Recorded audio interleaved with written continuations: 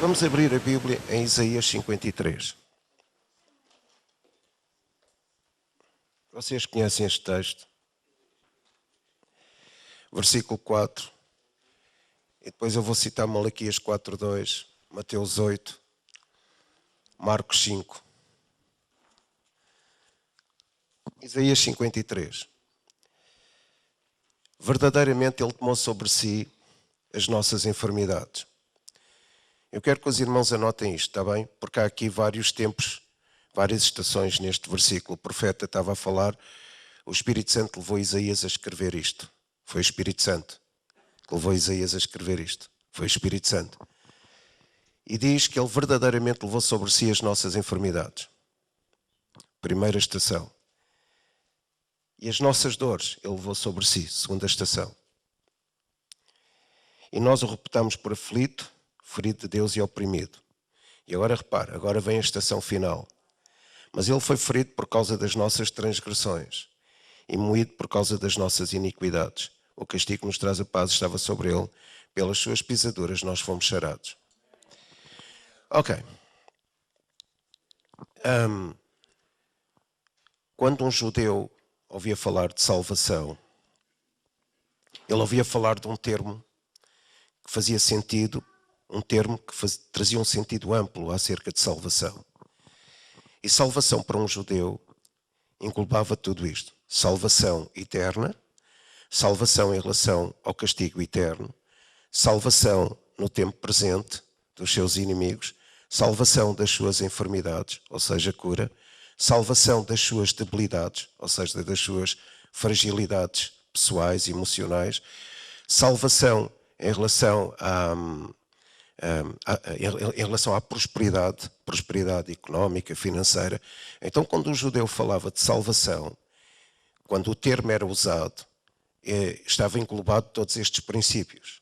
Saúde financeira, prosperidade de vida, libertação em relação a um castigo futuro, liberdade em relação a um castigo presente, cura das enfermidades físicas, das doenças físicas, também cura das suas debilidades, das suas fragilidades emocionais e psicológicas, e salvação eterna. Então o judeu, quando ouvia falar de salvação, ele reportava-se logo a este pacote todo. Quando nós ouvimos falar de salvação, há sempre um pressuposto em nós. Salvação um dia para que nós possamos ir para um mundo paradisíaco qualquer. Mas o judeu entendia que salvação era agora. Entende? Era agora.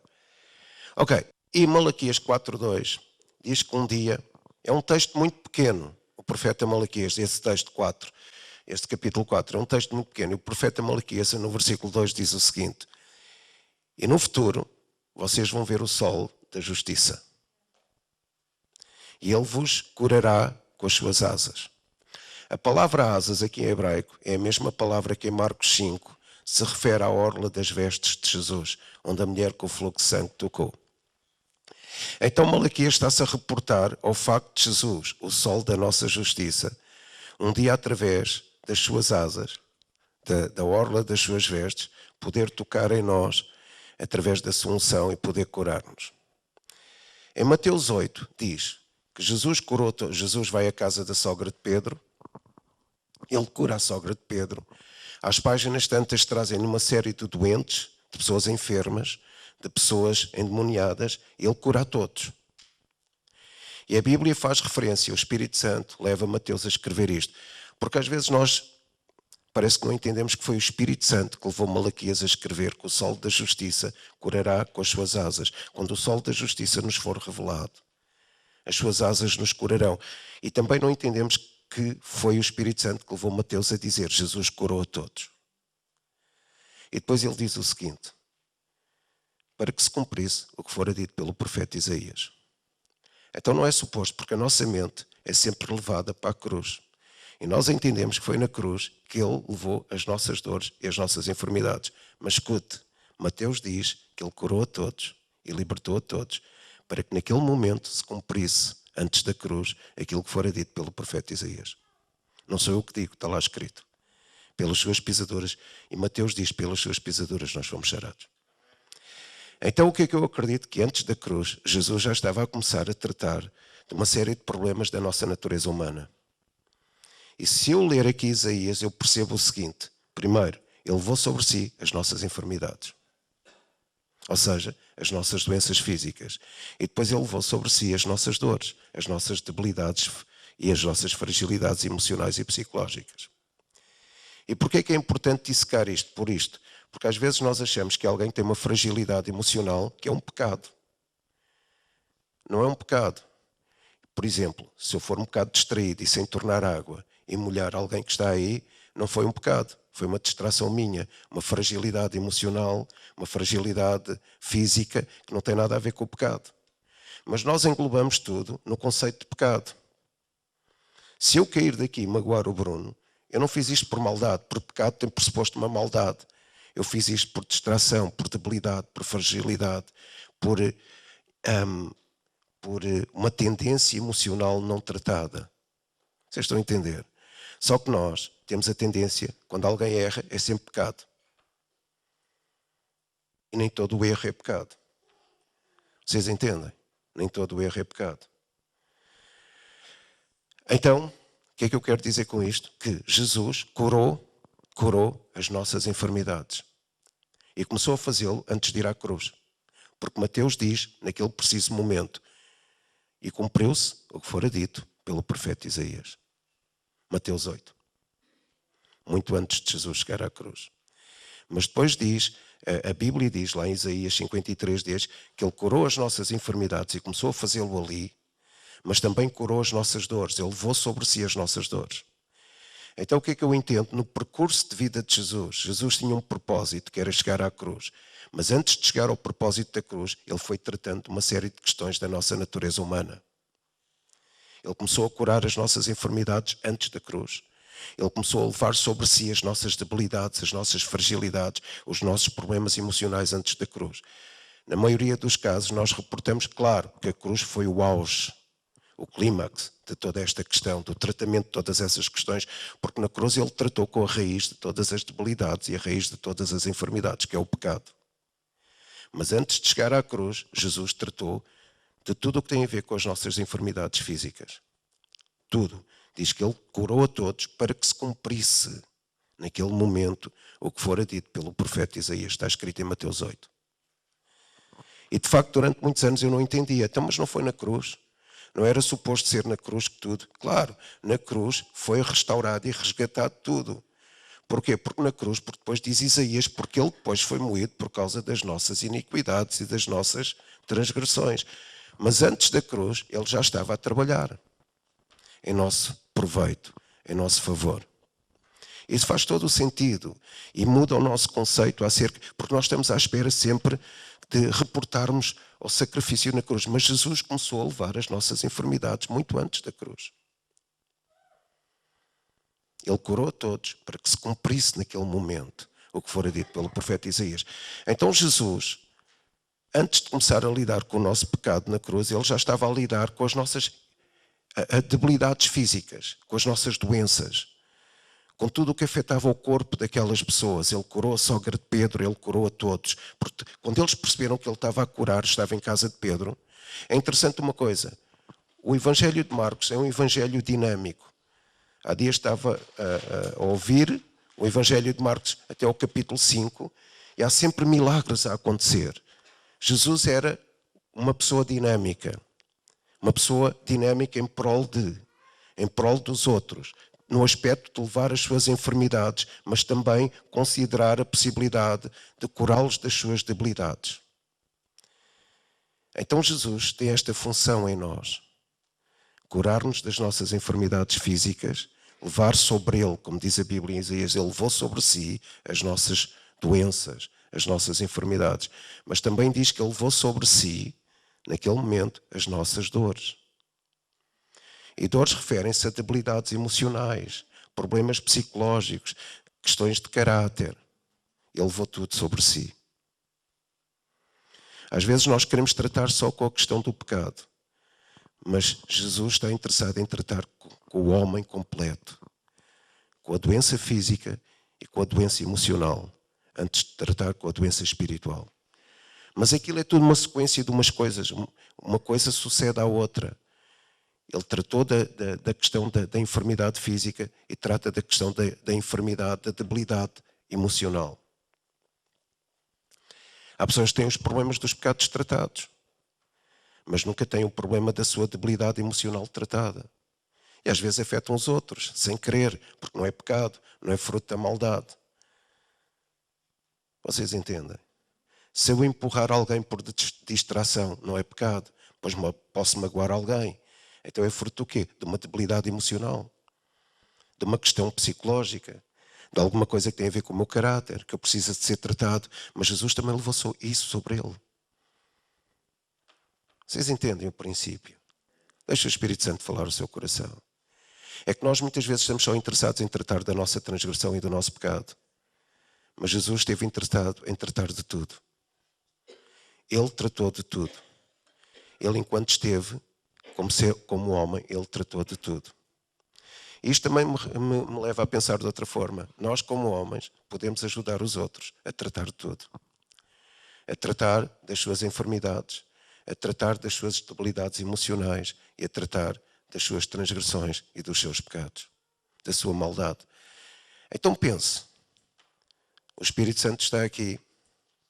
A Bíblia diz que o sol da justiça se revela. O sol da justiça é Jesus. O sol da justiça é Jesus. E Malaquias diz que quando ele se revelar, e ele se revelou em Mateus 8, quando ele se revelar, as suas asas curarão, vos cheirarão. Aquela mulher, Marcos 5, a mulher do fluxo de sangue, ela percebeu isso nitidamente no seu coração. Porquê? Porque ela estava desesperada por Jesus. Então há aqui um segredo. No tratamento das nossas enfermidades, no tratamento das nossas debilidades e no tratamento do nosso pecado, ficar desesperado por conhecer Jesus. E diz que aquela mulher ouviu falar e ela pensou em si mesma. Provavelmente ela conhecia o texto de Malaquias 4. Ela conhecia o que os profetas disseram. Mas quero que vocês entendam isto, por favor. Aquela mulher era marginalizada, desprezada, considerada impura, fora do contexto social da época, confinada à sua casa durante 12 anos. Ainda hoje de manhã estava a ouvir Marcos 5 e diz que ela foi a todos os médicos, todos, diz lá todos os médicos, que era possível ir. E ficou muito pior.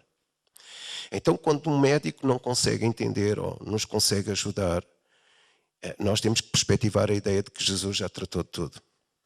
E de facto diz que ela gastou o dinheiro todo. Ela gastou tudo o que tinha nos médicos. E ficou pior, muito pior. Não tinha mais solução alguma. Mas, sendo considerada durante 12 anos, sabe o que é 12 anos? Considerada impura, marginalizada. Eu não sei se você está a ver o clima disto, a atmosfera que isto criou naquela mulher. Por isso é que Jesus curou todos em termos físicos, de doenças físicas, em termos psicológicos, mas também em termos de pecado. Jesus curou todos, o sol da justiça se revelou e as suas vestes, as suas asas tocaram as pessoas e as curaram. Repare nisto, aquela mulher, 12 anos, com uma hemorragia. Eu não sou médico, provavelmente não tenho a mínima noção do que é que uma hemorragia cria no corpo de uma mulher. Uma vez fiz um estudo acerca de que, quando a mulher tem o período, o sangue que verte, quantos litros de sangue verte ao longo de uma vida, ao longo de 12 anos. Agora imagine uma mulher com uma hemorragia. A vergonha, o estado de saúde, a debilidade física, a debilidade emocional, a debilidade psicológica, qualquer tipo de fragilidade, uma doença que a perseguia, provavelmente até uma doença com um contexto diabólico da coisa. Imagina a mente daquela mulher, 12 anos à procura de uma solução. 12 anos escondida, 12 anos confinada à sua casa, 12 anos sem marido, 12 anos sem poder tocar nos filhos, se os tivesse, 12 anos sem poder comungar com a população, 12 anos afastada da comunhão social, 12 anos. Não sei se dá para perceber isto. O que é que aquilo afetou psicologicamente aquela mulher? Como é que ela se iria comportar daí para a frente? 12 anos. Se houvesse antidepressivos, ela estava cheia de antidepressivos, de ansiolíticos. 12 anos. 12 anos. Uma mulher doente socialmente, doente psicologicamente, doente fisicamente, doente emocionalmente. Uma coisa eu sei, o mesmo Jesus que Isaías profetizou pela ação do Espírito Santo, é o mesmo Jesus que interviu na vida daquela mulher, é o mesmo Jesus que interviu em Mateus 8, é o mesmo Jesus que pode intervir na nossa vida hoje. E com certeza que ninguém está aqui pior do que aquela mulher. Não conheço ninguém aqui que passasse 12 anos com um sofrimento como aquela mulher. Não conheço. 12 anos sem família. 12 anos sem ir às festas religiosas da época. 12 anos sem entrar na sinagoga ou no templo.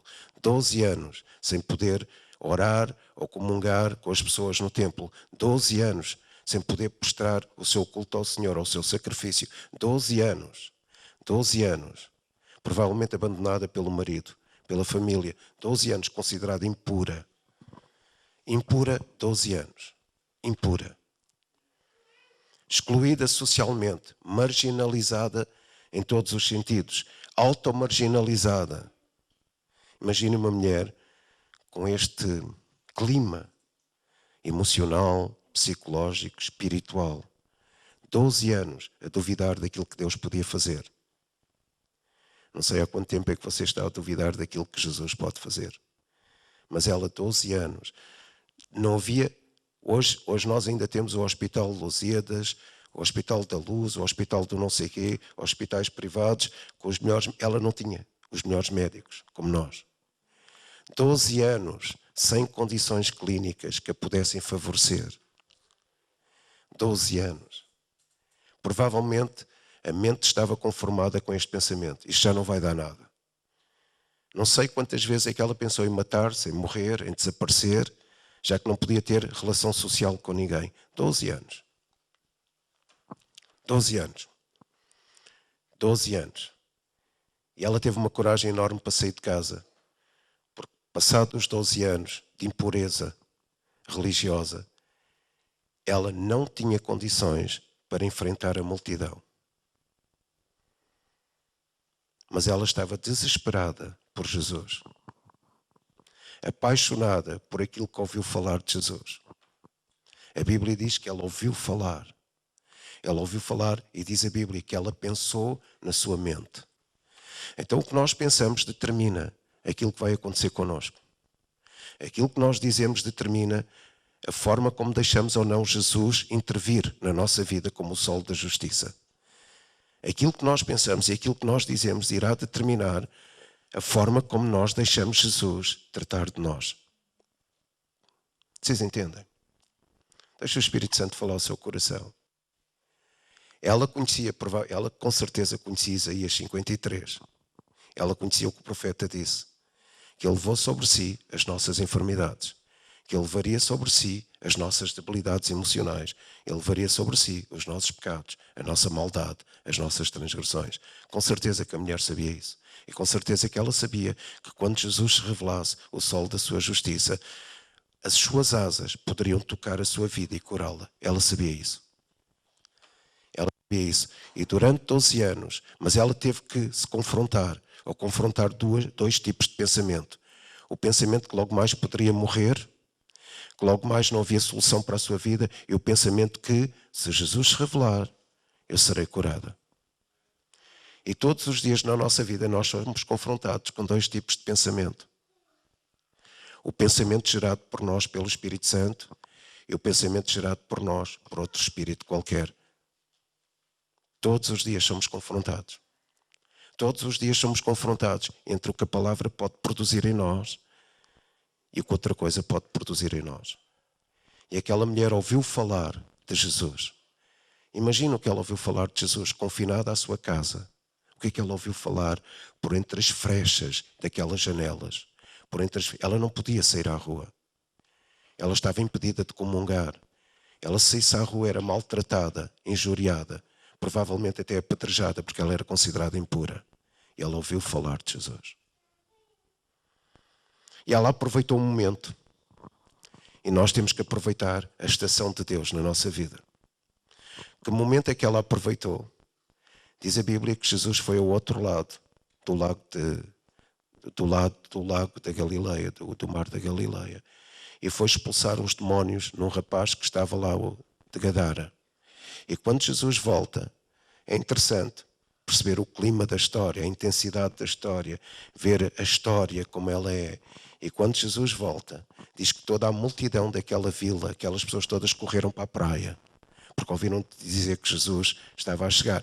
Vejam como isto é interessante, como Deus controla a história, como Deus controla os espaços, como Deus controla o kairos, o tempo, para que Deus controlou aquilo tão bem, de forma que quando Jesus voltasse, toda a multidão saísse direto à praia.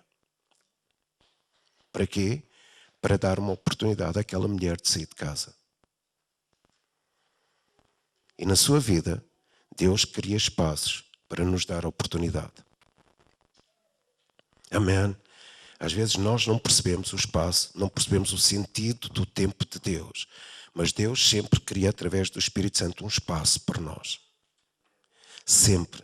Sempre. Aquela mulher estava desesperada há 12 anos. E um dia eles ouviram falar que Jesus voltou do outro lado. E todos correram para a praia. Todos. A vila ficou deserta. E às vezes há momentos da nossa vida em que tudo à nossa volta fica deserto.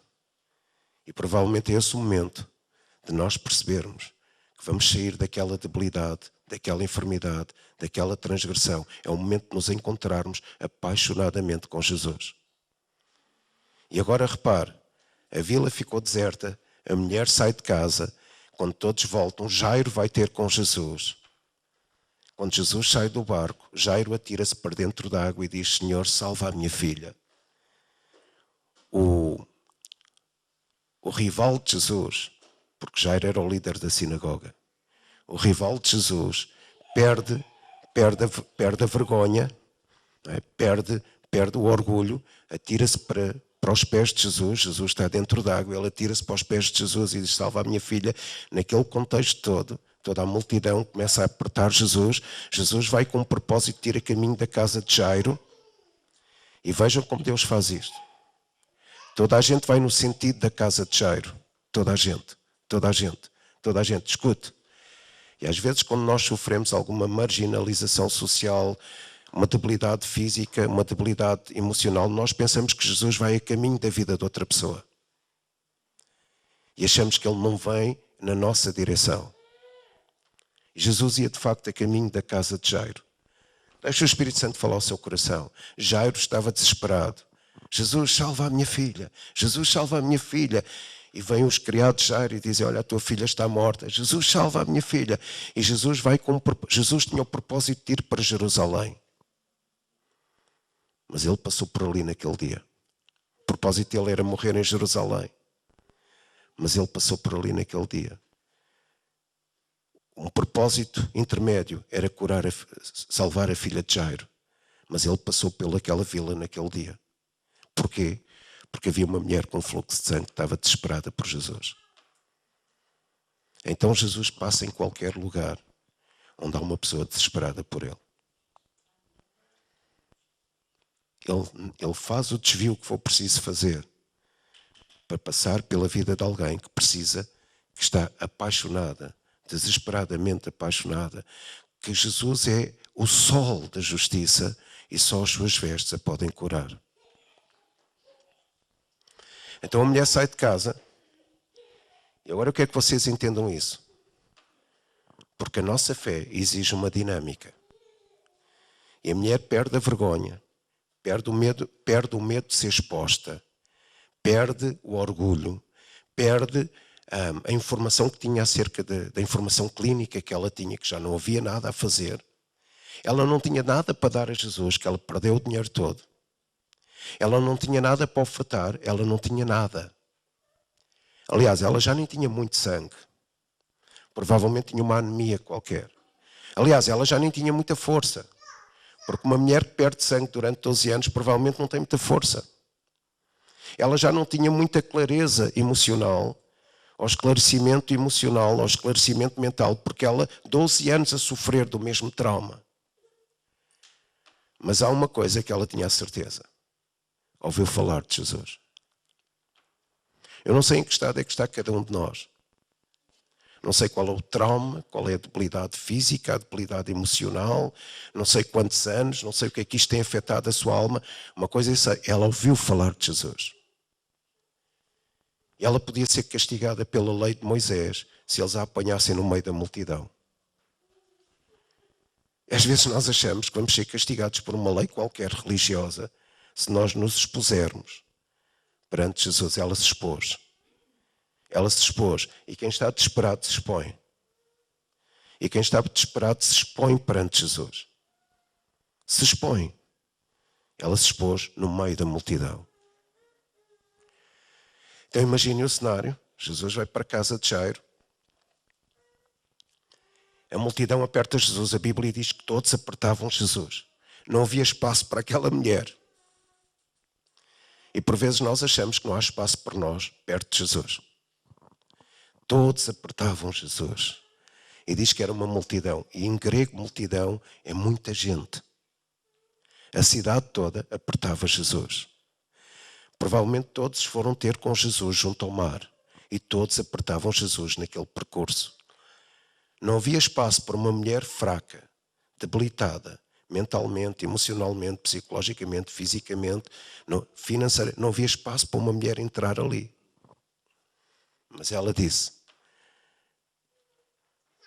para consigo mesma, a Bíblia diz que ela pensou, se eu puder tocar nas vestes, se eu tocar nas vestes de Jesus, eu serei curada.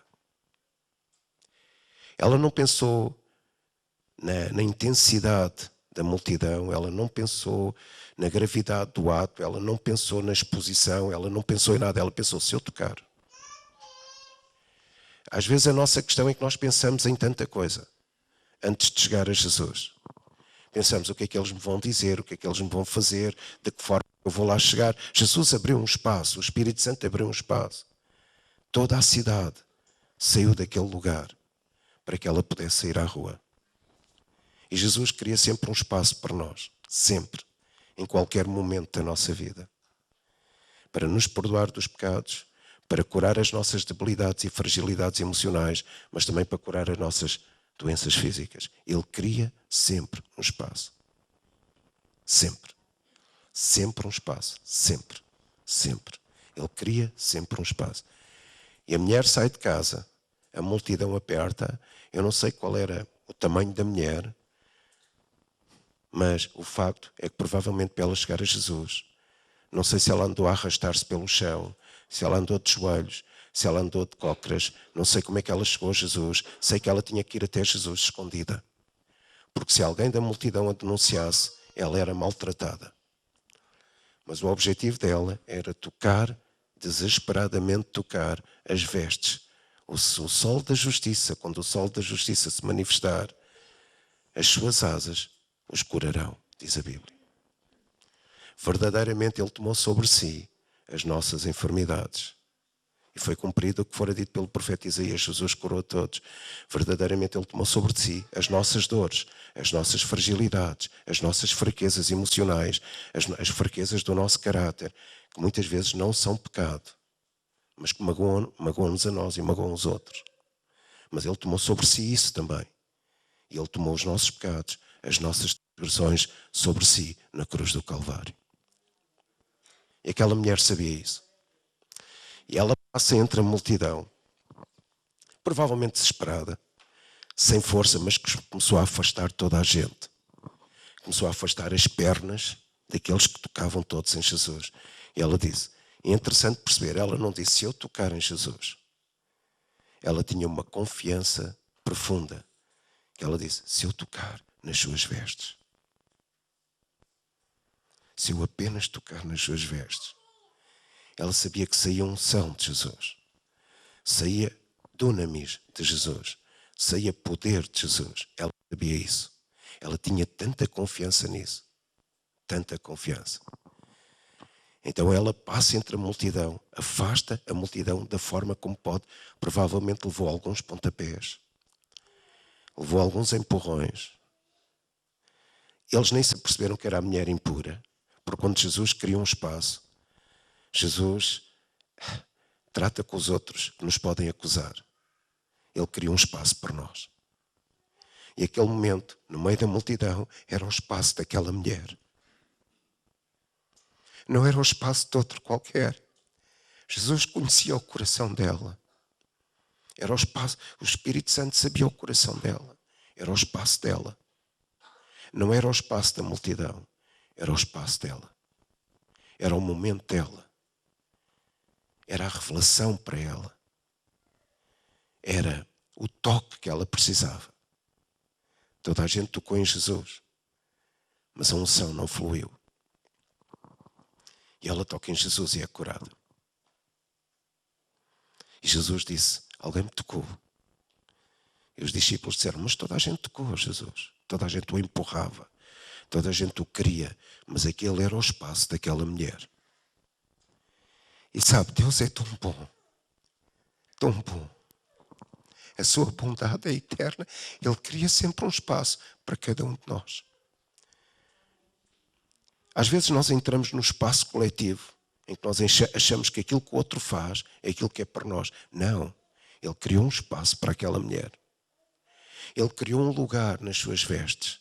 Ele criou um lugar no seu coração. Ele criou um lugar no seu kairos, no seu tempo. Ele criou um lugar na sua unção. Ele criou um lugar especial. Aquele era o dia daquela mulher. Aquele não era o momento da filha de Jairo ainda. Aquilo era o momento da mulher com uma hemorragia. Deixa o Espírito de Deus falar ao seu coração. Ele tem um momento para nós.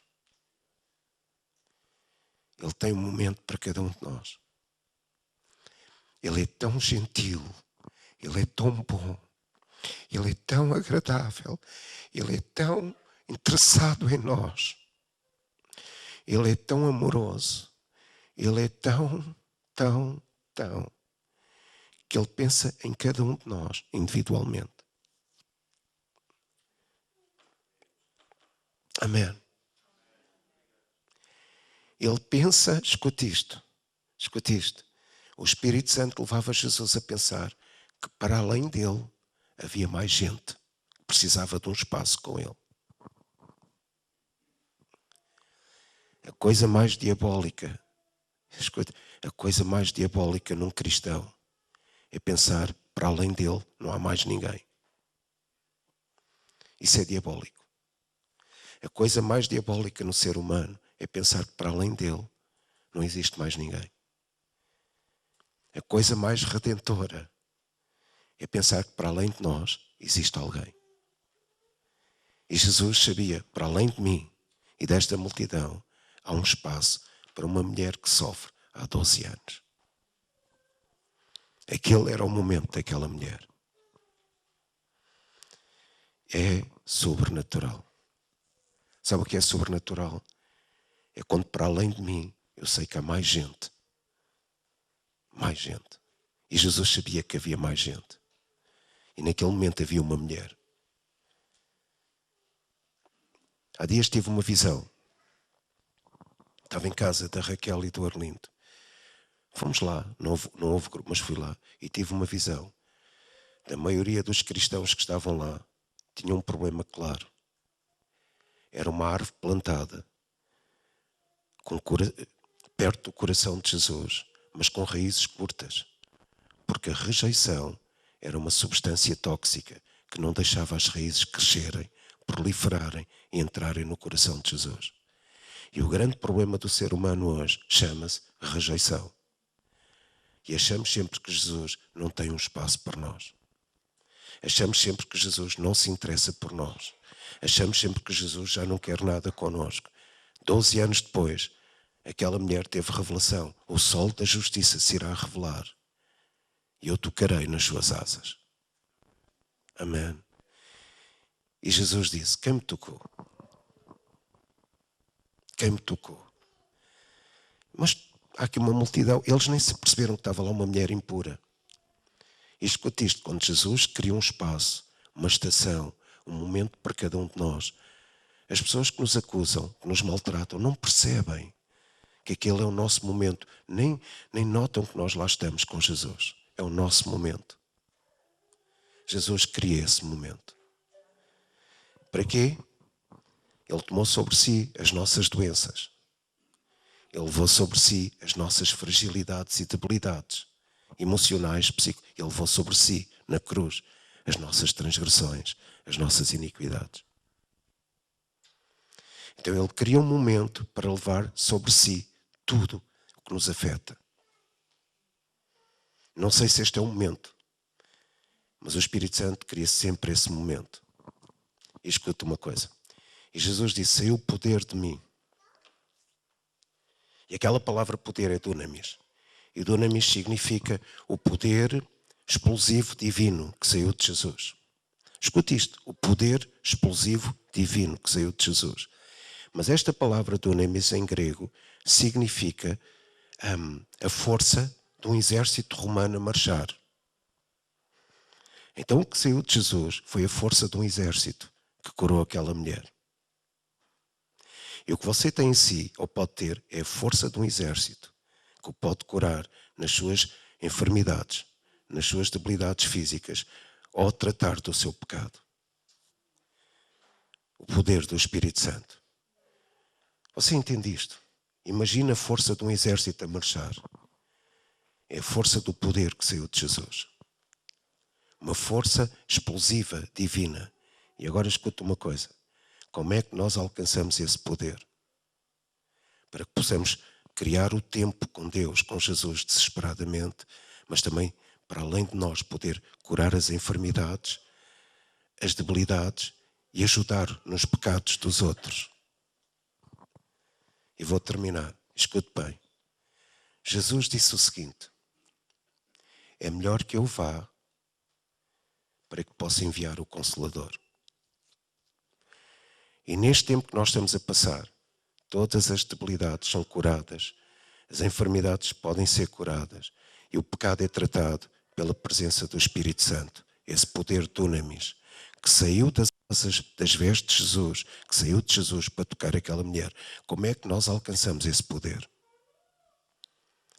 E há aqui uma chave. Jesus disse, é melhor que eu vá para que eu vos envie o Consolador. Então se é melhor, é porque o Espírito Santo vai fazer o mesmo que Jesus estava a fazer na vida daquela mulher, Ele irá fazer connosco. Porque é melhor que eu vá. Se é melhor, Jesus não é parvo. É melhor. Amém? Mas Ele disse o seguinte, mas para vocês alcançarem esse poder, fiquem em Jerusalém. Até que do alto sejais revestidos desse poder. E agora escute, e aqui está o segredo da igreja para alcançar este poder que cura as debilidades em Cristo, que cura as enfermidades em Cristo e que trata do pecado em Cristo. Como? Ficar em Jerusalém até que do alto sejais revestidos do poder. Páscoa até Pentecostes, 50 dias. Certo? E sabe, esta é a nossa condição. Aquela mulher do fluxo de sangue percebeu isto.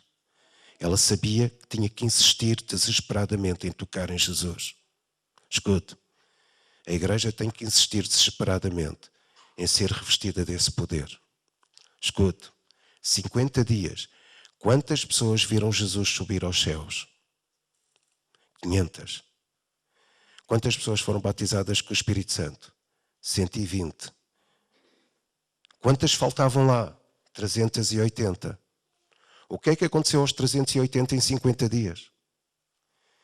E agora veja este cenário comigo, por favor. 500 dentro do cenáculo. Eles todos ouviram Jesus dizer, ficai em Jerusalém, até que do alto sejais revestidos de poder. 500 viram Jesus subir. Pense nisto. Primeiro dia, 10 foram embora. Ao quinto dia, mais 10 foram embora. Os outros 490 começaram a pensar, alguns dos meus amigos foram embora. Pense nisto. Mas é melhor que eu vá para que sejais revestidos do poder. 10º dia, só lá estavam 400. 100 foram embora. Dos 400, alguns podiam pensar: aqueles não acreditam que o Espírito Santo se manifeste. Se calhar isto era uma mentira de Jesus, uma fantasia qualquer. Passaram 10 dias. 20º dia. 200 foram embora. Agora imaginem a cara, a condição emocional dos outros 300. Será que isto é mesmo verdade? Olha, o meu pai já se foi embora. Ele assistiu à ascensão de Jesus aos céus, mas já se foi embora. Será que isto é mesmo verdade? E aquela mulher do fluxo de sangue podia questionar: será que ele é mesmo o sol da nossa justiça? Será que as suas vestes me podem tocar mesmo? Será que sairá poder dele mesmo para me curar? Será que é verdade? E nós, antes da estação que Deus queria com cada um de nós, pensamos assim: será que é isso que vai acontecer? Será que Isaías 53 é verdade? Ele levou o meu pecado, a minha debilidade e a minha enfermidade. Será que é verdade? E nós, seres humanos cristãos, pensamos assim todos. E depois até acusamos os outros: mas não tens falta de fé. Isto não é uma questão de fé. É uma questão de confiança naquilo que ele disse. 20 dias depois, 25 dias depois, estavam lá 350. 300. 40 dias depois, estavam lá 200. Agora imaginem os 200 que ficaram. Como é que eles pensavam? A maioria não acredita nisto. A maioria não acredita no que Jesus disse. A maioria não acredita que ficar em Jerusalém até que do alto sejais revestidos de dunamis, o poder que saiu das vestes de Jesus para curar a mulher com fluxo de sangue. 44º dia. Estavam 130. Isto não é verdade. Ele já não vem. A mulher passou 12 anos. 6º ano, já não há cura. 8º ano, já não há cura. 10º ano, já não há cura. Mas 120 desesperaram pelo poder do Espírito Santo. 120 não se deixaram conformar nem influenciar pelo pensamento de 380 que provavelmente foram saindo do cenáculo gradualmente. 120 se mantiveram firmes na confiança que se tocassem nas vestes, o Espírito Santo derramaria o seu poder.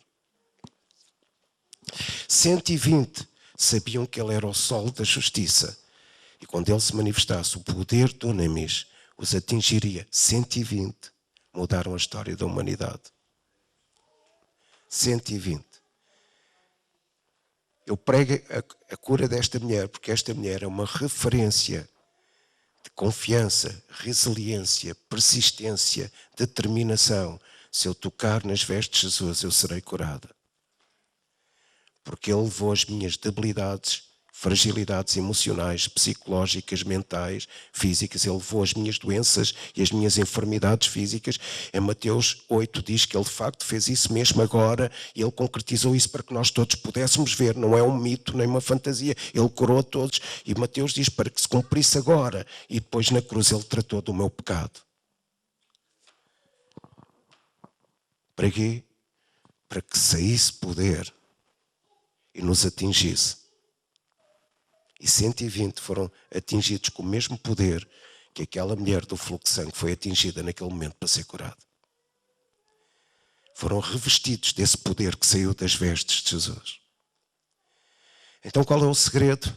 Estar desesperado por confiar naquilo que Jesus diz. 120. 120. Amém. Conheceram o poder do Dunamis, o mesmo poder que aquela mulher com uma hemorragia grave conheceu. Deus criou um espaço para os 120, 50 dias depois da Páscoa. Deus criou um espaço para aquela mulher, quando toda a cidade se foi embora, ter com Jesus ao mar. Deus criou um espaço para si. Deus criou um espaço para esta igreja. Deus criou um espaço para a sua vida. Deus criou um espaço para cada um de nós, para que Dunamis nos possa atingir. o poder do seu amor eterno.